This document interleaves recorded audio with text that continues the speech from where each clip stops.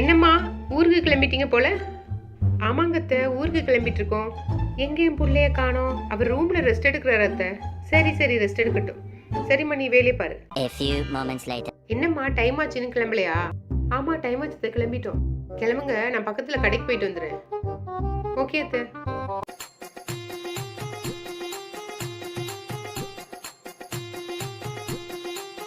சரி, நான் வரேம்மா.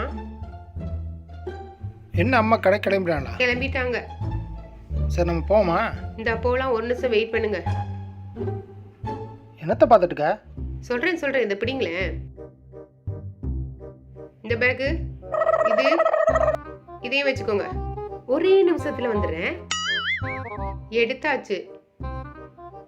போலாமா? வாங்க.